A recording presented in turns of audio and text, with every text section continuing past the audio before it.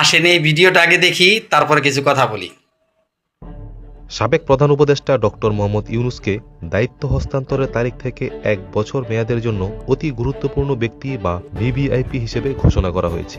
গেল 12 ফেব্রুয়ারি অনুষ্ঠিত জাতীয় সংসদ নির্বাচনের ঠিক 2 দিন আগে সে সময় ক্ষমতায় থাকা অন্তর্বর্তীকালীন সরকার এ সিদ্ধান্ত নেয়। अभी बताता है भाई, अभी बताता है। अभी तूने गाड़ में उंगली किया ना, अभी बताता है।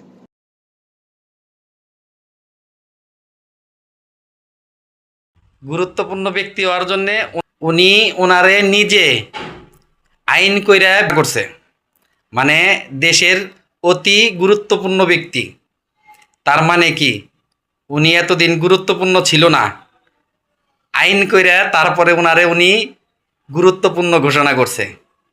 আমাদের দেশে একটা প্রবাদ বাক্য আছে, প্রবাদ বাক্যটা হচ্ছে এমন: নিজে যারে বড় বলে বড় সেই নয়, লোকে যারে বড় বলে বড় সেই হয়।